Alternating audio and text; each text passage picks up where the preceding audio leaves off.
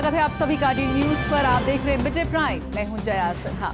अगले घंटे में हम बात करेंगे देश भर की बड़ी खबरों की। शुरुआत आज की बड़ी खबरों से करेंगे तो मिड डे प्राइम की आज की पहली बड़ी खबर पीएम मोदी के छात्रों के संवाद से जुड़ी है। पीएम मोदी ने आज आईआईटी दिल्ली के छात्रों से संवाद किया। वर्तमान से लेकर भविष्य तक की बातें पीएम मोदी ने की हैं। युवाओं के लिए पीएम मोदी की बड़ी बातें आपके लिए जानना बेहद जरूरी है, खासतौर से जेन जी के लिए। मिड डे प्राइम की अगली बड़ी खबर जुड़ी है झारखंड से, जहां छात्र लगातार प्रदर्शन कर रहे हैं। वहीं आज सरकार से वार्ता हुई है, लिहाजा ये बातचीत कितनी कामयाब होगी ये तो वक्त ही बताएगा। मगर आज सभी की नजरें इसी वार्ता पर टिकी हुई हैं कि आखिर छात्रों की मांगे क्या है। इस पर भी करेंगे बात। कौन कौन सी मांगों को लेकर छात्र रण में डटे हुए हैं। वहीं मिड डे प्राइम की अगली खबर जुड़ी हुई है बाढ़ बारिश से। कहीं बाढ़ से जनता त्रस्त हो चुकी है तो कहीं हल्की बारिश से गर्मी से राहत मिली है। असम में तो हाल बेहाल है, मगर उत्तर भारत में कहीं कहीं राहत की बौछारें हो रही हैं। आपको हर तस्वीर दिखाएंगे ताकि आपको पता चल सके कि अभी मौसम कहां कहां कैसा बना हुआ है। आज की आखिरी खबर जुड़ी हुई है पीओके से, जहां मुनीर की सेना का दमन निर्दोष लोगों पर बढ़ता जा रहा है।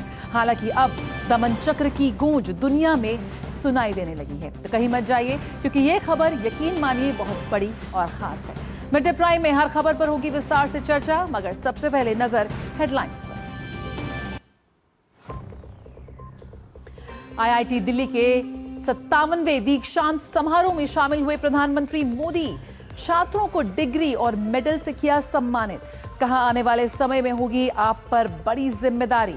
एआई संचालित परम प्रज्ञा का किया उद्घाटन।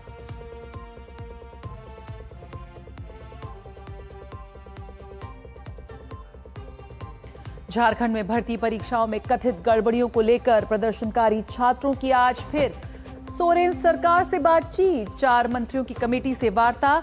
बड़ा सवाल, निकलेगा आज कोई समाधान।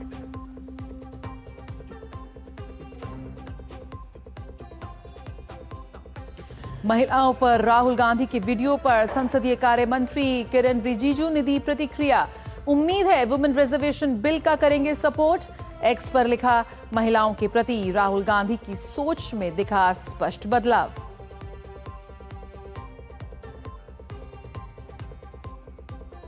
E20 पेट्रोल पर फैली आशंकाओं को ऑयल मार्केटिंग कंपनियों ने किया खारिज।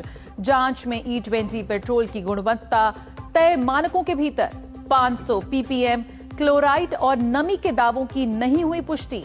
1000 से ज्यादा सैंपलों की जांच में E20 पेट्रोल पाया गया सुरक्षित।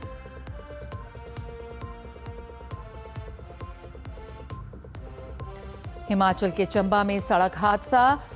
बैरागढ़ तिस्सा मार्ग पर बेकाबू होकर पलटी बस। हादसे में 7 लोगों की मौत, 11 घायल।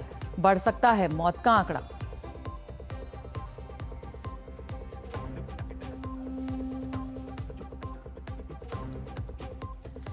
और कहीं बाढ़ और कहीं बारिश ने किया हाल बेहाल। असम के कई जिलों में आई सुनामी ने लोगों का किया हाल बेहाल। दिल्ली में रुक रुक कर बारिश से गर्मी से मिली राहत।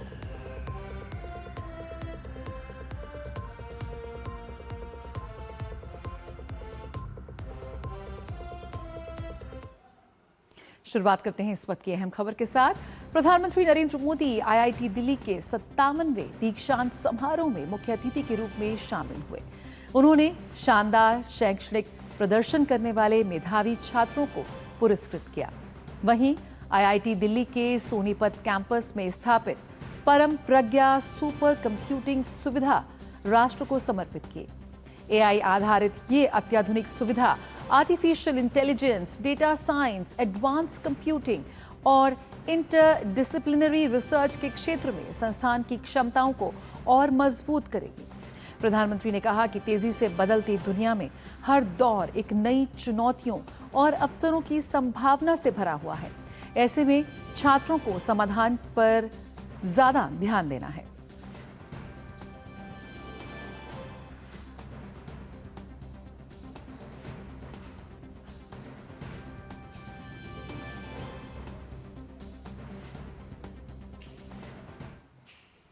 जब कभी कोई चुनौती बहुत बड़ी लगे तो उससे घबराइए मत। उसे छोटे छोटे हिस्सों में बांट दीजिए। आपने खुद देखा है कैसे लैब में कोई प्रॉब्लम डेड एंड तक यानी लगने लगती थी, सिमुलेशन में सॉल्यूशन खोजने में घंटे या दिन निकल जाते थे, लेकिन फिर आपने प्रॉब्लम सॉल्व भी की और कुछ नया लेकर भी आए।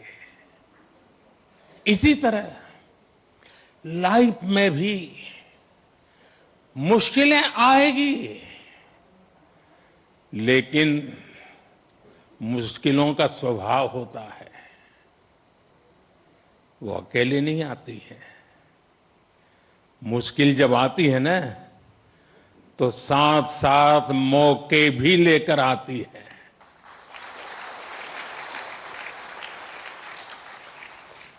सबको बस अलर्ट रहना है, सतर्क रहना है। इस संस्थान ने जो सिखाया है उसे बार बार याद रखना है। प्रधानमंत्री ने कहा कि देश के युवाओं पर एक बड़ी जिम्मेदारी है कि वो देश को आत्मनिर्भर विकसित बनाने में अपनी सकारात्मक भूमिका निभाएं। आज कहीं न कहीं देश का कोई युवा इंजीनियर गर्व से कह रहा है, first in my bloodline to build a rocket.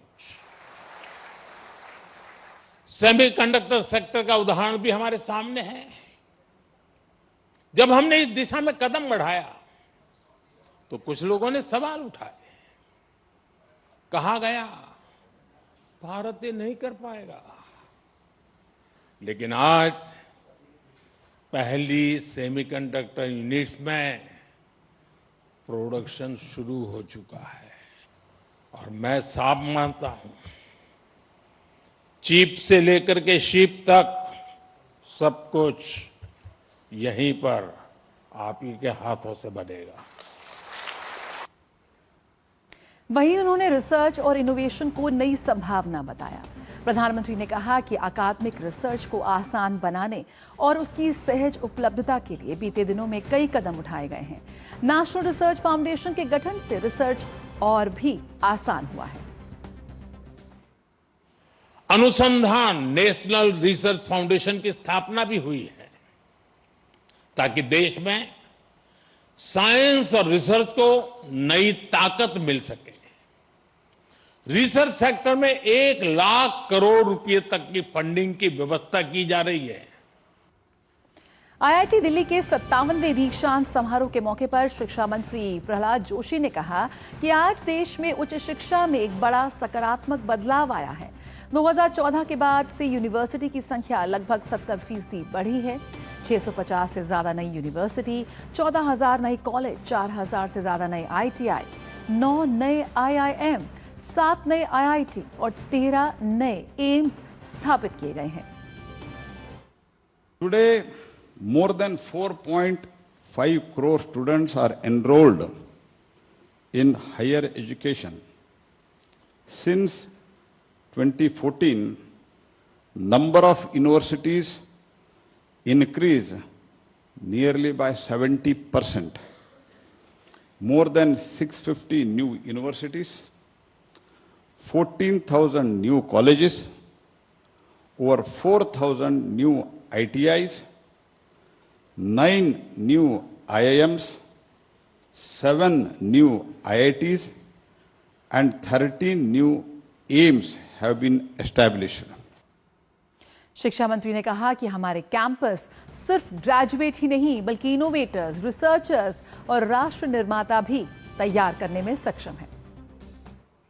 Our campuses are capable of producing not just graduates, but innovators, researchers, and nation builders.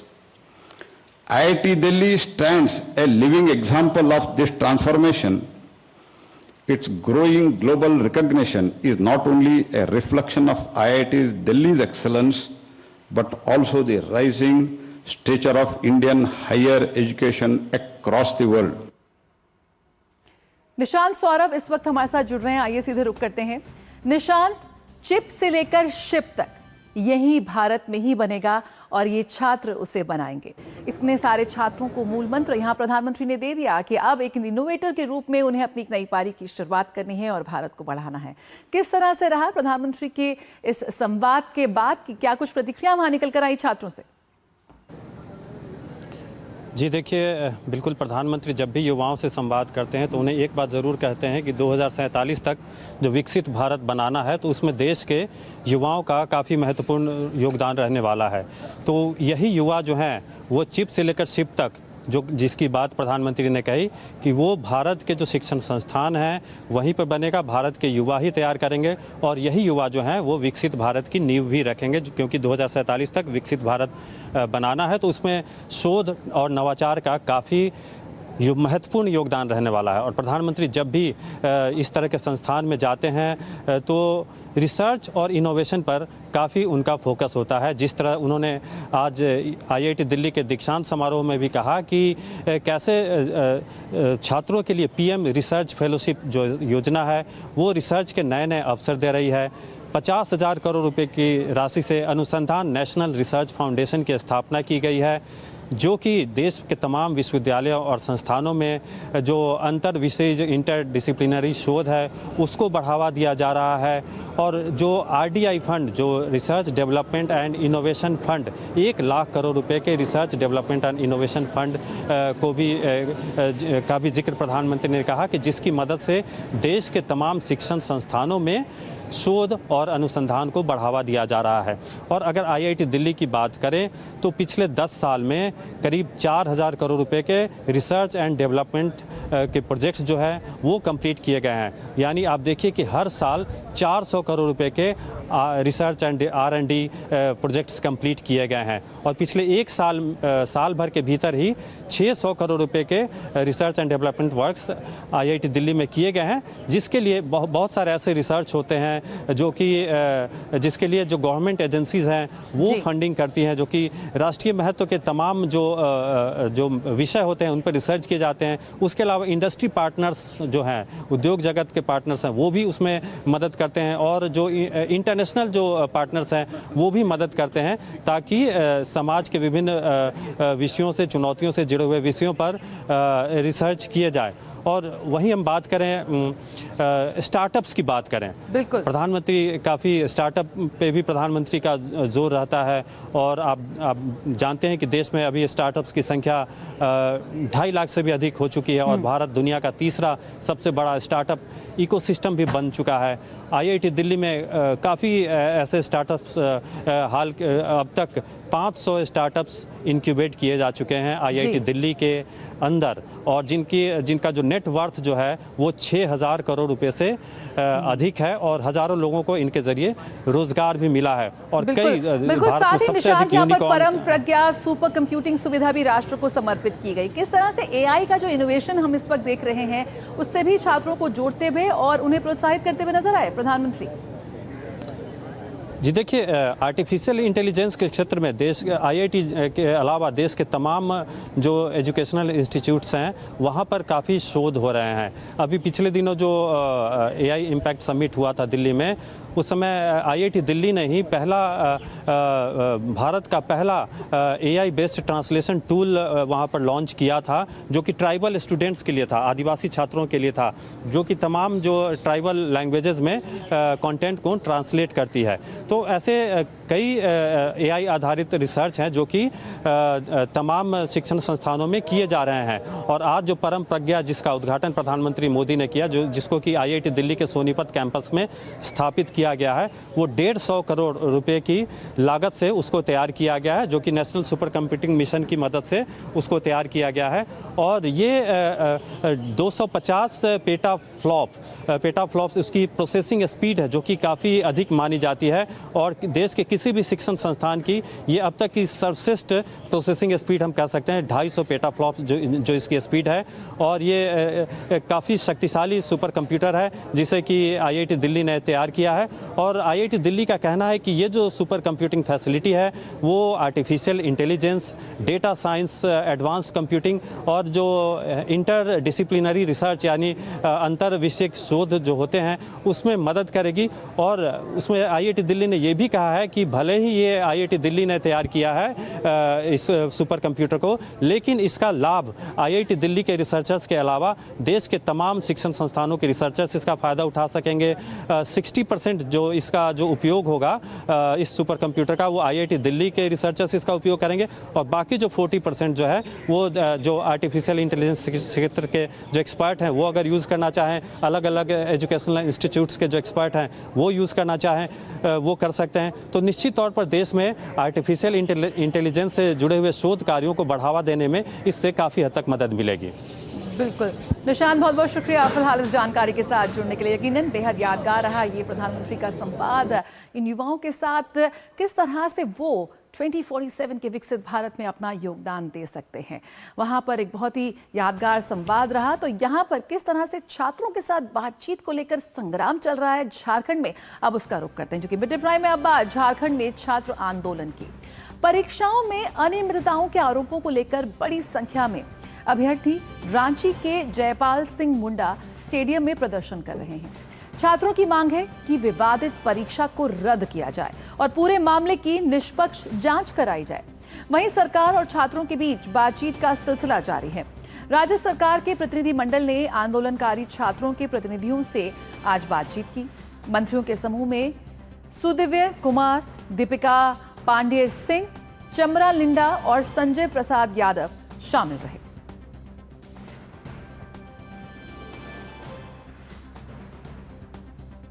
उम्मीदवारों के प्रतिनिधि मंडल से मुलाकात के बाद झारखंड के मंत्री सुदिव्य कुमार सोनू ने कहा कि सरकार सभी छात्र समूहों और संबंधित स्टेक होल्डर्स से बातचीत करेगी। उन्होंने कहा कि सरकार का उद्देश्य सभी पक्षों की बात सुनकर आगे का रास्ता तय करना है। इसके लिए सरकार ने एक ईमेल आईडी jpssc.feedback@gmail.com भी जारी की है। इस पर कोई भी छात्र, व्यक्ति या स्टेक होल्डर अपनी राय और सुझाव भेज सकता है। उन्होंने कहा तमाम सुझावों के आधार पर एक सामूहिक निर्णय लिया जाएगा। विभिन्न समूहों से, स्टेक होल्डर से यह प्रतिनिधिमंडल मिलता रहेगा। आज जैसे हम लोग एक छात्र समूह से मिले, अभी NSUI के लोग हैं, JCM के लोग हैं, ACS के लोग हैं, ये तमाम से हम लोग मिलेंगे। अलावे एक मेल आईडी हम लोग जारी कर रहे हैं jpsc.feedback@gmail.com पर कोई भी छात्र, कोई भी व्यक्ति, कोई भी स्टेक होल्डर सुझाव दे सकता है और हम लोग तमाम लोगों के सुझाव के अनुरूप एक रिफॉर्म की नीति और एक सामूहिक निर्णय करने का विचार रखते हैं। वहीं आंदोलन कर रहे कुछ छात्र जयपाल सिंह मुंडा स्टेडियम में अनिश्चितकालीन भूख हड़ताल पर भी बैठे हैं। छात्र नेता देवेंद्र नाथ महतो का अनशन जारी है। प्रदर्शनकारी छात्रों ने साफ कहा कि जब तक उनकी मांगों पर ठोस निर्णय नहीं लिया जाता तब तक आंदोलन जारी रहेगा। छात्रों ने सरकार को चेतावनी भी दी है कि अगर 10 अगस्त तक उनकी मांगों पर सकारात्मक फैसला नहीं हुआ तो विधानसभा घेराव किया जाएगा। मंत्रियों के साथ हुई बातचीत को छात्र नेताओं ने सकारात्मक जरूर बताया है, लेकिन छात्रों का रुख अभी भी साफ है। सिर्फ बातचीत से आंदोलन खत्म नहीं होगा। उनकी मांगों पर ठोस और लिखित निर्णय चाहिए। अब सबसे बड़ा सवाल यही है कि सरकार और छात्रों के बीच बातचीत से क्या कोई समाधान निकल पाएगा। तो जेपीएससी पर सुझावों पर बवाल, यहां पर क्या वार्ता से निकलेगा समाधान? फिलहाल जो ये विवाद है वो अभी भी बना हुआ है। 10 अगस्त की डेडलाइन यहां पर दी है और विधानसभा की घेराव करने की बात कही है। तो झारखंड में छात्र आंदोलन का ये 15वां दिन है। वार्ता से निकलेगा समाधान, यही बड़ा सवाल है इस वक्त। राज्य सरकार के प्रतिनिधि मंडल से छात्रों की बातचीत हुई, बातचीत हो रही है, संवाद हो रहा है, लेकिन सिर्फ बातचीत ही हुई है अभी तक। झारखंड के मंत्री सुदिव्य कुमार सोनू का बयान भी यहां पर सामने आया है और उन्होंने छात्रों से सुझाव लेने के लिए एक ईमेल भी जारी किया है। jpssc.feedback@gmail.com पर भेज सकते हैं तमाम लोग अपने सुझाव, और सुझावों के आधार पर सामूहिक निर्णय की बात उन्होंने कही है। लेकिन यहां पर छात्र चाहते हैं कि एक ठोस निर्णय हो। 14वीं जेपीएससी परीक्षा रद्द करने की मांग पर अभी फिलहाल छात्र अड़े हुए हैं और वो ये चाहते हैं कि इस पूरे जेपीएससी परीक्षा विवाद को लेकर जो भी अनियमितताएं हुई हैं उनकी स्वतंत्र जांच हो। सीबीआई या स्वतंत्र समिति से जांच की मांग यहां पर उन्होंने की है और साथ ही इस पूरे परीक्षा प्रक्रिया में बड़े सुधारों की भी मांग की है। जेपीएससी, जेएसएससी जो पूरी परीक्षा है उसमें अब सुधार की मांग वो कर रहे हैं। फिलहाल रांची में छात्रों की भूख हड़ताल अभी भी जारी है।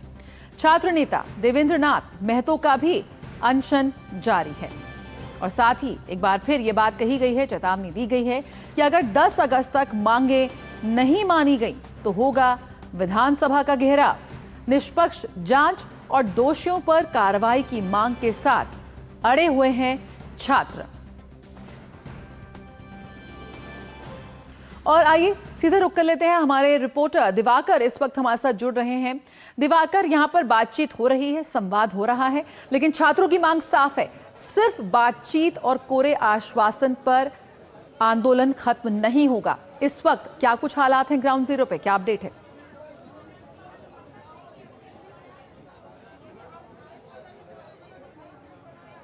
देखिए, निश्चित तौर पर आंदोलन 15वें दिन में पहुंच गया है। हालांकि कल से सरकार भी हरकत में है और 2 दौर की बातचीत हो गई है। जो छात्रों का 2 समूह है, कल देर रात एक समूह से बातचीत हुई थी। हालांकि छात्रों की समूह की ओर से साफ तौर पर कहा गया कि बातचीत सकारात्मक हुई है और आज जो हमारे साथ खड़े हैं ये दूसरे समूह के लोग हैं उस मंच पर। इनकी अब से थोड़ी देर पहले जो मंत्रियों का समूह है, 4 मंत्रियों का समूह है, उनके साथ इनकी वार्ता हुई है और ये वार्ता इनका कहना है कि सकारात्मक हुई है। आइए सुनते हैं उनके मुँह से, उसके बाद फिर मैं बताऊँगा कि और कुछ डेवलपमेंट क्या है और विधानसभा घेराव को लेकर इनकी क्या कुछ प्लानिंग है। लेकिन आज क्या आप लोगों की बैठक हुई है मंत्रियों के साथ, क्या कुछ रहा है? हम लोगों ने कल रात भर मिल करके, जब हम लोगों को कॉल आया तो हम लोगों ने मिल करके रात भर यहीं पर हम लोगों ने डिमांड तैयार किया, जिसमें कुछ शॉर्ट टर्म्स डिमांड है, कुछ लॉन्ग टर्म्स डिमांड है। शॉर्ट टर्म डिमांड इसलिए क्योंकि जो लीगल ऑब्लिगेशन होता है सरकार के लिए कि तुरंत फुलफिल नहीं कर पाएंगे, और लॉन्ग टर्म्स डिमांड वो डिमांड जो सरकार बहुत ज़्यादा भी टाइम लेगी तो 3 महीना सरकार के पास इतना मशीनरी होती कर लेगी। शॉर्ट टर्म डिमांड्स में जैसे कि आप TDPL जो एजेंसी ली थी एग्जाम, जिसमें आप देखेंगे कि हमारे झारखंड के सीधे रुक करेंगे। केंद्रीय गृह मंत्री अमित शाह महाराष्ट्र दौरे पर हैं। NUC FDC के नए कार्यालय भवन का उद्घाटन कार्यक्रम है जहां अमित शाह इस वक्त पहुंचे हुए हैं। आइए सीधे चलते हैं। मेरे मित्र और महाराष्ट्र के उप मुख्यमंत्री श्रीमान एकनाथ शिंदे जी, कृष्णपाल गुर्जर, सहकारिता मंत्रालय में मेरे साथी श्री मुरली माहौल जी, केंद्रीय सहकारिता और नागरिक उड्डयन राज्य मंत्री श्री बाबा साहेब पाटिल जी, माननीय सहकारिता मंत्री महाराष्ट्र, कर्नाटक सरकार के मंत्री श्रीमान पाटिल साहब, आशीष कुमार भूटानी जी, सेक्रेटरी सहकारिता मंत्रालय भारत सरकार, ज्योतिंद्र मेहता जी, अर्बन बैंकों के अम्ब्रेला ऑर्गेनाइजेशन के अध्यक्ष श्री जय कुमार रावल जी, प्रोटोकॉल मंत्री महाराष्ट्र श्री आशीष सेलार जी, महाराष्ट्र सरकार के सांस्कृतिक और IT विभाग के मंत्री, और आज देश भर से पधारे हुए सहकारिता क्षेत्र में अर्बन कोऑपरेटिव बैंक से जुड़े हुए सभी भाइयों बहनों का मैं हृदयपूर्वक स्वागत करना चाहता हूं। मित्रों, हम सब के लिए आनंद का विषय है कि वर्षों से प्रतीक्षित अम्ब्रेला ऑर्गेनाइजेशन जो आने वाले दिनों में एक ब्रांच से लेकर शेड्यूल बैंक तक की अर्बन कोऑपरेटिव बैंकिंग सिस्टम को मजबूत करने के लिए हम सब बनाना चाहते हैं। वो बन तो गया, मगर उसको रिजर्व बैंक की मान्यता मिलनी थी, वो भी मिल गई, मगर एक अच्छा नया घर चाहिए था, वो भी आज मिल गया और इसके लिए हम सब एकत्रित आए। और दो दृष्टि से कार्यक्रम ऐतिहासिक है, क्योंकि आज 8 अगस्त है। हम सब जानते हैं कि हमारे आजादी के आंदोलन में 8 अगस्त का महत्व क्या है। आज के ही दिन महात्मा ने अंग्रेज भारत छोड़ो का नारा दिया और हर भारतीय के लिए करो या मरो ये भावना से आजादी प्राप्त करने का हौसला उन्होंने भरने का काम किया था। तो 8 अगस्त के दिन 1942 में भारत छोड़ो का नारा दिया गया। उसी दिन आज हम भारत के हर तहसील में अर्बन कोऑपरेटिव बैंक्स का नेटवर्क पहुंचाने के लिए अम्ब्रेला ऑर्गेनाइजेशन के नए कार्यालय में आज हम प्रवेश करे हैं। और दूसरा महत्व इस स्थान का भी है। अभी एक सभागार के रूप में इस स्थान का उपयोग हो रहा है। लगभग 100 साल तक भारत के स्टॉक मार्केट की जान ये कार्यालय था और यहीं से भारत के विकास की नींव डाली गई थी। भारत के पूंजी बाजार को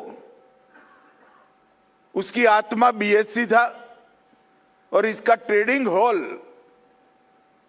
ऐतिहासिक है। यहीं कई बड़ी बड़ी कंपनीज जिन्होंने भारत के पुनर्निर्माण में आजादी के बाद और आजादी के पहले बड़ी भूमिका निभाई, वो कंपनी की नींव डालने का काम यही ट्रेडिंग हॉल में हुआ था। और ये ट्रेडिंग हॉल आज एक बहुत बड़ी घटना का साक्षी बनने जा रहा है।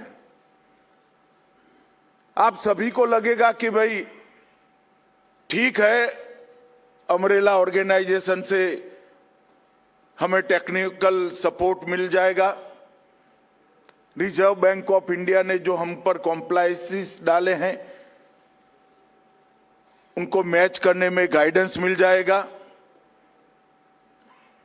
बैंक को सुचारू रूप से चलाने के लिए भी गाइडेंस मिलेगा, बैंकिंग क्षेत्र के नए नए जो सुधार बैंकिंग क्षेत्र में आते हैं इसकी इंफॉर्मेशन भी हमें अम्ब्रेला ऑर्गेनाइजेशन दे देगा। म्यूल हंटर जैसे कई सारे जरूरी सॉफ्टवेयर भी वहीं से मिल जाएंगे। हमारे कर्मचारियों की ट्रेनिंग भी ये अम्ब्रेला ऑर्गेनाइजेशन की मदद से हम कर पाएंगे, जिसकी बहुत जरूरत है इस क्षेत्र को पारदर्शिता के माध्यम से विश्वास अर्जित करने की, जनता का भी और रिजर्व बैंक ऑफ इंडिया का भी। उसका एक रास्ता हमें ये अम्ब्रेला ऑर्गेनाइजेशन बताएगा और हम शायद स्पर्धा में सबके साथ एट पार खड़े हो जाएंगे। इसमें इतना बड़ा क्या है, मगर मैं आप सबको बताना चाहता हूं कि अम्ब्रेला ऑर्गेनाइजेशन से अर्बन कोऑपरेटिव बैंकों का हमारा जो आंदोलन है इसको एक बहुत बड़ा नवजीवन मिलने वाला है, एक्सपेंशन होने वाला है। अम्ब्रेला ऑर्गेनाइजेशन जो काम करेगा उससे हमारी बैंकिंग सेवाएं आधुनिक बनेगी, पारदर्शी बनेगी, विश्वसनीय बनेगी और इसके आधार पर अर्बन कोऑपरेटिव बैंक के कंसेप्ट को हम डेवलप करना चाहते हैं, एक्सपांड करना चाहते हैं। और इसकी शुरुआत एक प्रकार से आज हो रही है। मैं जब सहकारिता मंत्री बना तब पहली बार नैपकब के अधिकारियों के साथ बैठा था, पदाधिकारियों के साथ बैठा था, तो सबसे बड़ा हर्डल और एक प्रकार से असंभव जैसा काम है अर्बन अम्ब्रेला ऑर्गेनाइजेशन, अर्बन बैंकों का, वो दिखाई पड़ता था। मगर आप सबके सहयोग से देखते देखते देखते हमने 300 करोड़ का पूंजी भी इकट्ठा कर लिया और फंक्शनिंग की ढेर सारी शुरुआत सफलतापूर्वक कर आज उसको एक जमीनी हकीकत के रूप में हम ले जा रहे हैं। ये हम सब के लिए बहुत बड़ा दिन है। आज बैंक इन अ बॉक्स का भी शुभारंभ हुआ है।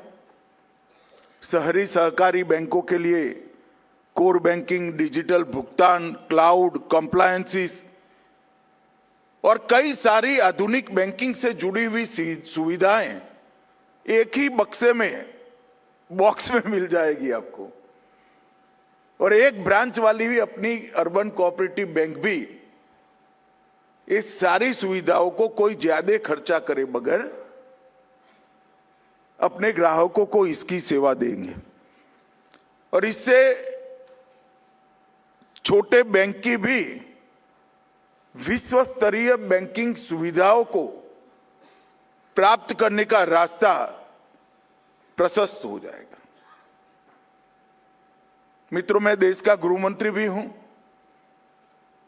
मोदी जी के नेतृत्व में जैसे डिजिटल ट्रांजैक्शन आगे बढ़े, इस क्षेत्र में भी फ्रॉड करने वालों की भरमार लग गई।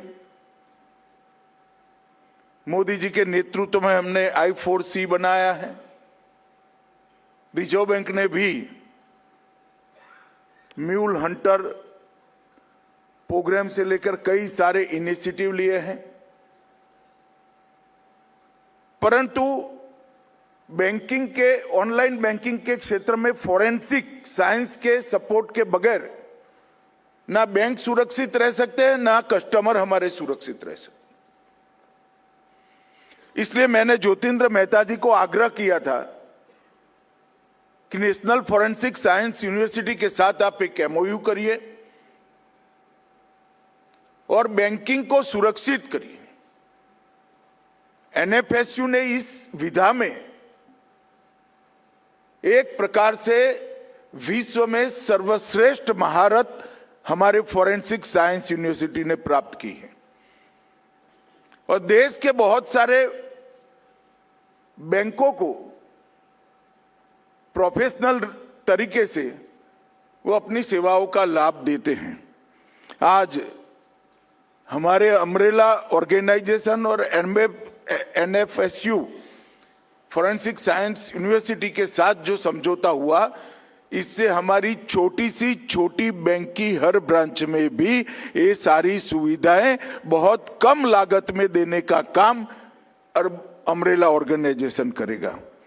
इससे साइबर सुरक्षा, डिजिटल फोरेंसिक, कर्मचारियों का इस दोनों क्षेत्र में प्रशिक्षण और अनुसंधान, ये सभी व्यवस्था एक साथ ये बैंक इन बॉक्स से हो जाएगी।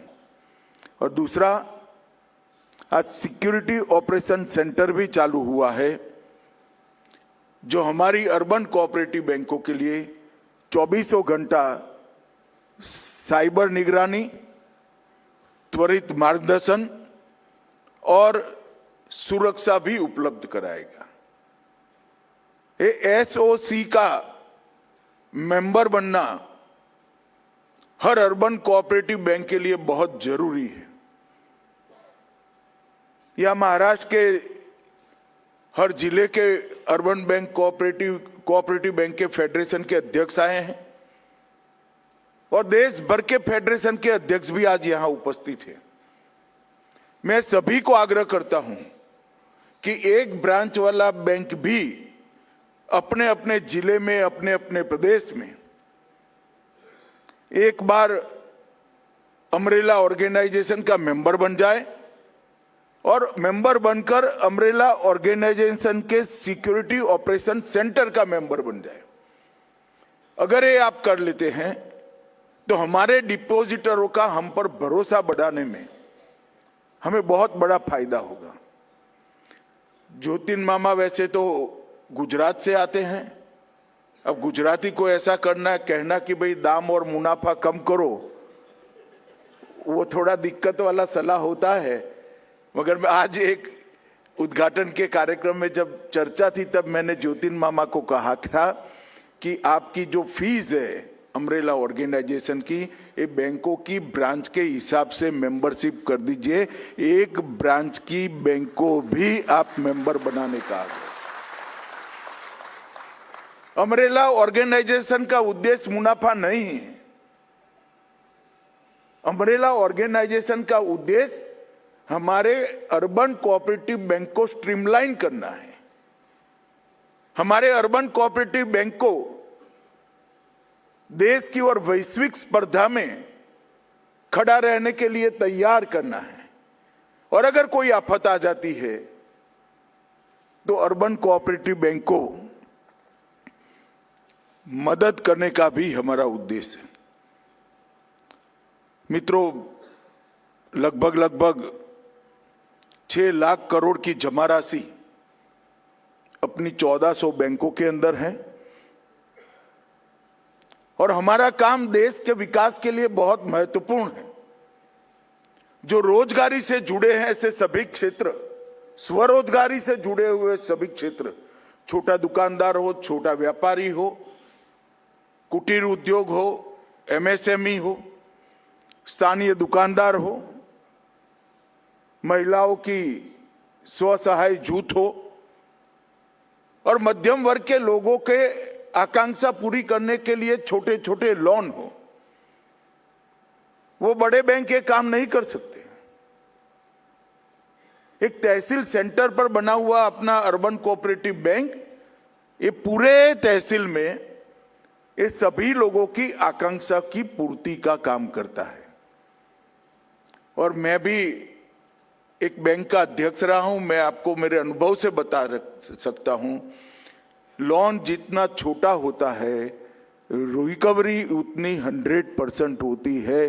छोटा आदमी प्रामाणिक होता है। मैंने मेरी बैंक में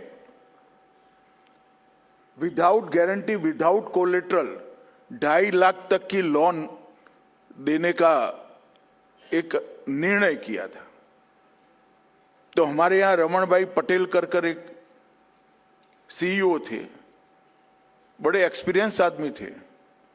बाहर निकलकर उनकी कमेंट थी कि चेयरमैन साहब ने आज यहां अपने पॉलिटिकल स्कोर बढ़ाने का एक एजेंडा पास करा दिया, ये लोन मेला हो जाएगा।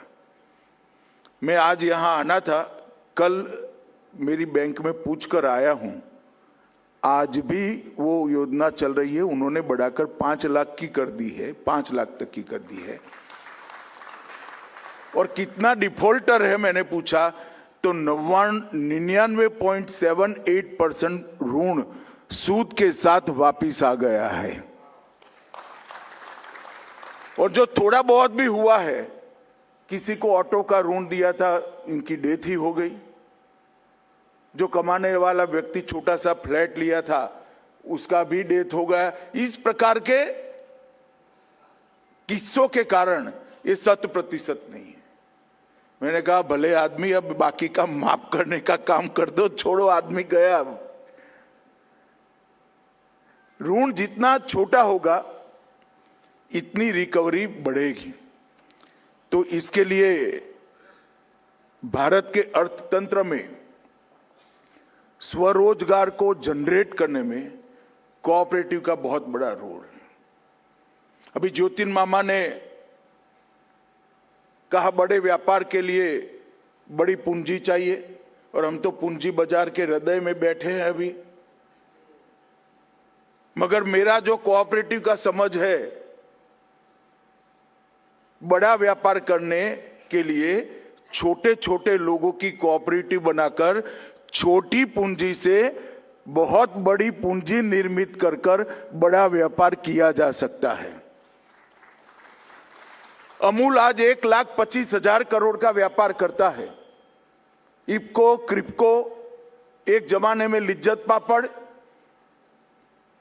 ये किसी में भी पूंजी का निवेश 50 रुपया से ज्यादा नहीं है, शायद 100 रुपया होगा। मगर अमूल में 33 लाख बहनों ने शेयर लिया है और आज अमूल विश्व का खाद्य पदार्थों का सबसे ज्यादा लोकप्रिय ब्रांड पूरे दुनिया का बनकर 1,25,000 करोड़ का व्यापार कर रहा है। उसमें सबसे ज्यादा पूंजी 100 रुपया है। एक प्रकार से चमत्कार है। 33 लाख लोगों का 100 रुपया कर कर जो पूंजी जनरेट हुई, उसने 1.25 लाख करोड़ का व्यापार किया है। ये कोऑपरेटिव की ताकत है। मित्रों, आधुनिक बैंकिंग के लिए डिजिटल बैंकिंग, रियल टाइम भुगतान, साइबर सुरक्षा, डेटा सुरक्षा, एआई आधारित फ्रॉड रोकने की सिस्टम और कई नियामकीय मानकों को, जो रेगुलेशंस हैं, इनकी पूर्ति के लिए ये हमारा शहरी बैंकों का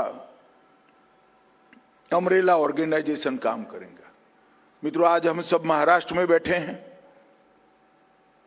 महाराष्ट्र में देश के सबसे ज्यादा अर्बन कोऑपरेटिव बैंक कोई जगह पे है और सबसे पुराना सहकारिता आंदोलन जो 2-3 राज्यों में शुरू हुआ, उसमें से एक महाराष्ट्र है।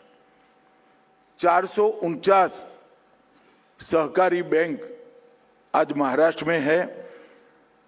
आज सुबह ही एक निर्णय में अम्ब्रेला ऑर्गेनाइजेशन पर थोप कर आया हूं कि इसका हेडक्वार्टर दिल्ली से महाराष्ट्र शिफ्ट कर दिया जाए, क्योंकि महाराष्ट्र, गुजरात, गोवा और कर्नाटक मिलकर देश के 70% बैंक होते हैं। तो हेडक्वार्टर ऐसी जगह पे होना चाहिए जहां गतिविधि ज्यादा हो। मुझे विश्वास है कि जल्दी ही अम्ब्रेला ऑर्गेनाइजेशन इस पर काम करेगा। अम्ब्रेला ऑर्गेनाइजेशन की अवधारणा बहुत स्पष्ट है। टेक्निकल इंफ्रास्ट्रक्चर, बहुत किफायती खर्च में, साइबर सुरक्षा, भुगतान प्रणाली और आधुनिक बैंक की सुविधाएं, ये हमारे 1400 बैंक अलग अलग जाकर खरीदेंगे तो अरबों खरबों में इसकी कॉस्ट आएगी। मगर सभी बैंकों के बिहाफ पर अगर अर्बन बैंक का जो ये अम्ब्रेला ऑर्गेनाइजेशन है वो ही अनुबंध करेगा, वो ही रख रखाव करेगा, वो ही सॉफ्टवेयर खरीदेगा, तो मुझे लगता है कि कॉस्ट बहुत नीचे आएगी और वो हम अभी कर रहे हैं। मित्रों, आज अम्ब्रेला फ्रेमवर्क विकसित करने का और नए कार्यालय का जो शुभारंभ हुआ है, सरकार सीबीएस, साझा पेमेंट सेवाएं, लोन ओरिजिनेशन, सहकार क्लाउड और सिक्योरिटी ऑपरेशंस सेंटर जैसे ढेर सारे कामों को एक साथ करेगा। म्यूल हंटर एआई बेस, समूह साइबर बीमा, सभी का साइबर सिक्योरिटी का बीमा एक साथ लेना और एनएफएसयू से के सहयोग से डिजिटल फॉरेंसिक क्षमता छोटी से छोटी बैंक की बढ़ाना और आधार आधारित सेवाओं का विस्तार करना। कॉम्प्लायंसेस का ऑटोमेशन हो जाएगा, रिस्क मैनेजमेंट के लिए भी नई व्यवस्था खड़ी होगी। कानूनी और तकनीकी परामर्श आप एडवाइस मिल सकती है। सहकार पाठशाला और त्रिभुवन सहकारी यूनिवर्सिटी मिलकर एक ट्रेनिंग का प्रोग्राम लेकर भी आने वाली है। मिशन सक्षम जैसी कई चीजों को अम्ब्रेला ऑर्गेनाइजेशन से हम करेंगे और शाखा का विस्तार और डोर स्टेप बैंकिंग और आधुनिक सेवाओं के लिए आरबीआई ने भी ढेर सारे नॉर्म्स रिलैक्स किए हैं। मुझे मालूम है कि अब तक का आपका अनुभव, रिजर्व बैंक आपको एक अलग दृष्टि से देखता है और हमारी अर्बन बैंकें भी रिजर्व बैंक को अलग दृष्टि से देखती हैं, मगर हमने इसमें से बाहर आना चाहिए। मेरा 5 साल का अनुभव है सहकारिता मंत्री के नाते, जब भी हमने विश्वास के साथ कोई कदम आगे बढ़ाया, रिजर्व बैंक ने प्रोएक्टिव होकर हमें मदद करी है। और इसका सबसे बड़ा अगर कोई उदाहरण है तो हमारा अम्ब्रेला ऑर्गेनाइजेशन का है। सालों से हमारी अर्बन बैंक को शाखाएं खोलने की अनुमति नहीं थी। उन्होंने शाखाओं के 15% तक कोई परमिशन के बगैर ब्रांच खोलने की परमिशन हमें दे दी। Door step banking urban cooperative बैंकों के लिए शेड्यूल बैंकों के अलावे संभव नहीं था, आज उन्होंने संभव कर दिया। डिमांड ड्राफ्ट और जीवन प्रमाण पत्र जैसी सुविधाएं हम घर बैठकर दे सकते हैं। टायर 3 पात्र सहकारी बैंकों को रिजर्व बैंक के अधिनियम की अनुसूची 2 में शामिल होकर शेड्यूल बैंक का दर्जा प्राप्त करने का रास्ता भी सरल कर दिया। आरबीआई ने हमारे सेक्टर के साथ संवाद करने के लिए पहली बार आरबीआई की स्थापना के बाद एक नोडल ऑफिसर की नियुक्ति की है। पीएसएल के लक्ष्य को 75% से घटाकर हम 60% पर ले आए हैं। शहरी अर्बन कोऑपरेटिव बैंकों के लिए आवास ऋण की सीमा में बढ़ोतरी की गई है। महिला लोन लेने वालों को लिए 2 लाख की सीमा थी, वो हटा दी गई है और स्वर्ण लोन पर की भी जो सीमा थी उसको भी हटा दी गई है। अर्बन कोऑपरेटिव बैंकों के अम्ब्रेला संगठन को परमिशन दे दी है। एनपीए के वो अकाउंट में डेबिट करने के लिए ग्लाइड पाथ हमें दिया है। पहले एक ही साल में सारा करना था तो बहुत सारी बैंकें बंद हो जाती। ओटीएस कॉमर्शियल और नेशनल बैंकों को परमिशन थी, अर्बन कोऑपरेटिव बैंकों को नहीं थी। One time settlement scheme urban cooperative बैंकों के लिए भी रिजर्व बैंक ने परमिट कर दी है।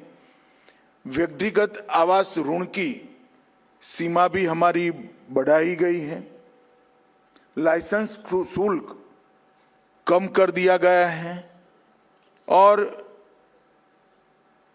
Urban cooperative bank, state bank और डिस्ट्रिक्ट कोऑपरेटिव बैंक को मेंबर लैंडिंग इंस्टीट्यूशन का बनाया गया, जिससे 85% तक जोखिम कवरेज और कोलेटरल फ्री ऋण जो देना है इसकी हमारी सीमा 7% तक कर दी।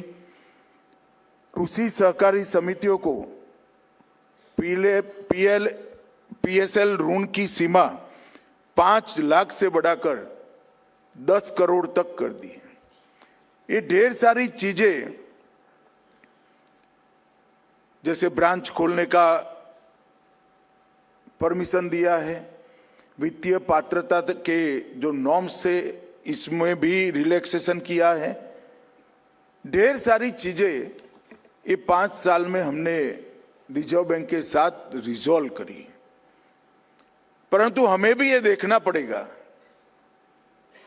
रिजर्व बैंक की जिम्मेदारी है रेगुलेटर के नाते कि हमारी बैंक अच्छी चले, नियमों से चले और डिपॉजिटर्स का पैसा सुरक्षित रहे।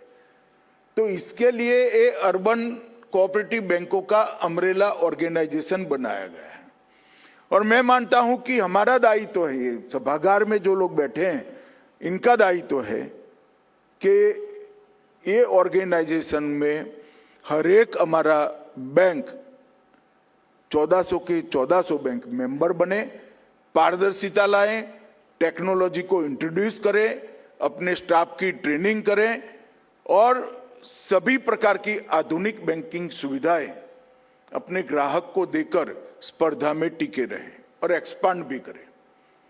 मुझे विश्वास है कि ज्योतिन मामा मेंबरशिप कम करेंगे तो अब आप लोगों का जिम्मेदारी है कि अपने अपने राज्य में 1400 में से 690 लोग बने हैं तो हम 50% पर हैं। एक ही साल में 100% urban cooperative bank umbrella organisation की नेट में आ जाए, इसके लिए जो फेडरेशन के चेयरमैन है, पदाधिकारी है, इनकी जिम्मेदारी है। मित्रों, नरेंद्र मोदी जी ने एक विकसित भारत देखने का स्वप्न देखा है।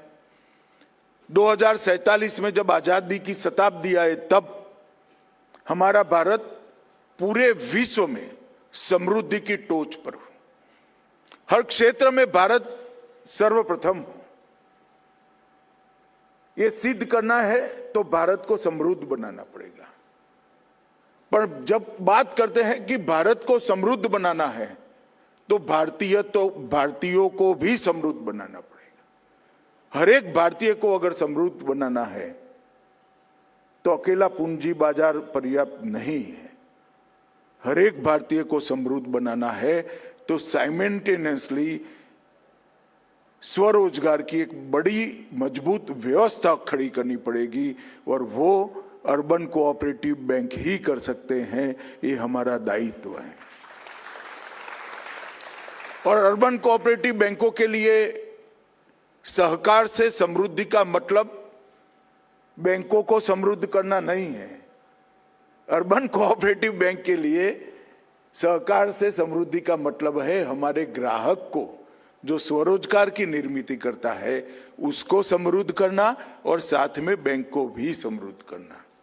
मैं मानता हूं कि ये पवित्र उद्देश्य की प्राप्ति के लिए ये अर्बन कोऑपरेटिव बैंकों का अम्ब्रेला ऑर्गेनाइजेशन बहुत तेज गति से काम करेगा। वो कर भी रहे हैं और भी बढ़ाएंगे और अब उसका हेडक्वार्टर महाराष्ट्र में बहुत सुविधाजनक जगह पे आ गया है तो उनके काम में भी सहूलियत होगी और फायदा भी होगा। मैं इस अवसर पर सभी अर्बन कोऑपरेटिव बैंकों के अध्यक्ष और बोर्ड ऑफ डायरेक्टर का हृदय से धन्यवाद करता हूं कि अर्बन कोऑपरेटिव बैंकों के अम्ब्रेला ऑर्गेनाइजेशन के स्वप्न को साकार करने में बहुत बड़ी भूमिका आप लोगों की है। इसके बगैर हो नहीं सकता था और आज इसका नूतन घर में प्रवेश भी अगस्त क्रांति के दिन हुआ है तो मुझे विश्वास है यहीं से भी सहकारिता में सहकार से समृद्धि की कांति आगे बढ़ेगी और विश्वास के साथ हम छोटे से छोटे कस्बे तक विकास का माध्यम बनेंगे। आप सभी लोगों का बहुत बहुत धन्यवाद। वंदे मातरम। NUCFDC के नए भवन के उद्घाटन समारोह में शिरकत करते हुए गृह मंत्री अमित शाह और बेहद महत्वपूर्ण संबोधन जहां पर किस तरह से अर्बन कोऑपरेटिव बैंक्स को स्ट्रीमलाइन करने और उन्हें और मजबूती प्रदान करने पर उन्होंने बात की और कैसे हम अपनी बैंकिंग व्यवस्था को और पारदर्शी और बहुत ज़्यादा आधुनिक बना रहे हैं। इस कड़ी में कैसे भारत आगे बढ़ रहा है इसका भी उन्होंने जिक्र किया। रुकेंगे मिड डे प्राइम में छोटे से ब्रेक के लिए, जल्द हाजिर होते हैं, बने रहिए हमारे साथ।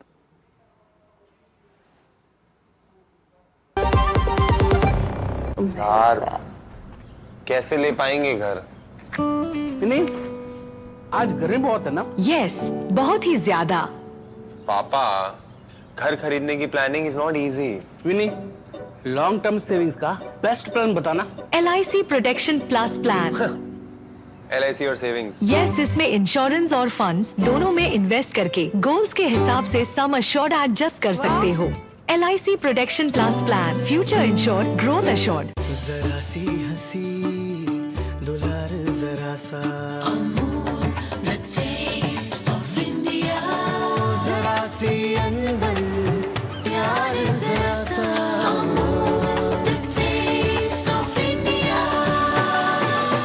यही तो अमूल है, स्वाद इंडिया का, यही तो अमूल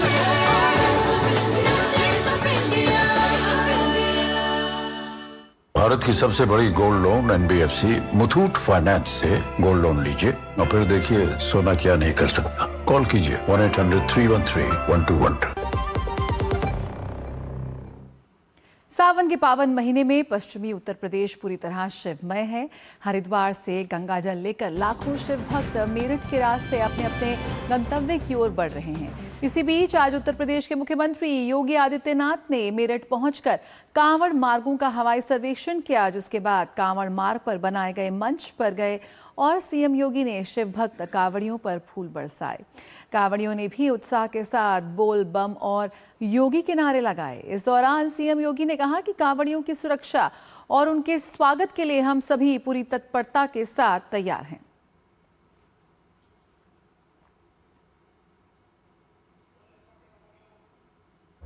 पूरी श्रद्धा के साथ, उत्साह और उमंग के साथ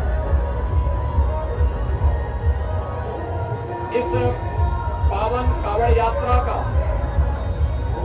हिस्सा बनने के लिए आए हुए सभी कांवड़ यात्रियों का मैं प्रदेश सरकार की ओर से स्वागत करता हूं, उन सबका अभिनंदन करता हूं। उनकी सुरक्षा के लिए और उनके स्वागत के लिए हम सब पूरी तत्परता के साथ तैयार हैं। और अब बात कहीं बाढ़ कहीं बारिश की। देश के कई राज्यों में मॉनसून की मूसलाधार बारिश ने जनजीवन अस्त व्यस्त कर दिया है। आपकी टीवी स्क्रीन पर कुछ तस्वीरें आइए आपको दिखाते हैं। इन तस्वीरों से आप अंदाजा लगा सकते हैं कि कहीं बाढ़ से हालात बिगड़े हैं तो कहीं भूस्खलन और भारी जल भराव ने लोगों की मुश्किलें बढ़ा दी हैं। मौसम विभाग ने करीब 17 राज्यों और केंद्र शासित प्रदेशों में भारी से बहुत भारी बारिश का अलर्ट जारी किया है। राजधानी दिल्ली में भी बारिश ने रफ्तार पर ब्रेक लगा दी है। जम्मू कश्मीर, हिमाचल प्रदेश, उत्तराखंड, बिहार, उत्तर प्रदेश, राजस्थान, हरियाणा, आप देख सकते हैं अपनी टेलीविजन स्क्रीन पर कि किस तरह से बारिश ने हाल बेहाल किया है। दिल्ली में मूसलाधार बारिश के बाद कई मुख्य सड़कों पर भारी जल भराव देखने को मिला। वहीं असम में बारिश और बाढ़ से हालात बेहद गंभीर बने हुए हैं। उधर पहाड़ी राज्यों में बारिश ने तबाही की तस्वीर इस वक्त पैदा कर दी है। कहीं बादल फटने और अचानक आई बाढ़ से मलबा और पत्थर सड़कों पर आ गए हैं तो कहीं भूस्खलन के चलते रास्ते बंद हो गए हैं। उत्तर प्रदेश में भी बारिश का असर साफ दिखाई दे रहा है। वाराणसी, प्रयागराज समेत कई जिलों में भारी बारिश के बाद रिहायशी इलाकों में पानी भर गया है। उड़ीसा में भारी बारिश को लेकर अलर्ट जारी है। मौसम विभाग ने 6 जिलों के लिए ऑरेंज अलर्ट और 24 जिलों के लिए येलो अलर्ट जारी किया है। राजस्थान में भी मानसून का असर लोगों के लिए परेशानी का सबब बना हुआ है। दौसा में लगातार बारिश के बाद कई इलाकों में जल भराव हो गया है। तो देश भर में मानसून सक्रिय है और बारिश ने कई हाल बेहाल कर रखा है। मिड डे प्राइम में फिलहाल इतना ही। खबरों का सिलसिला जारी रहेगा DD न्यूज पर। आप बने रहिए हमारे साथ। फिलहाल मुझे मेरी पूरी टीम को दीजिए इजाजत। नमस्कार।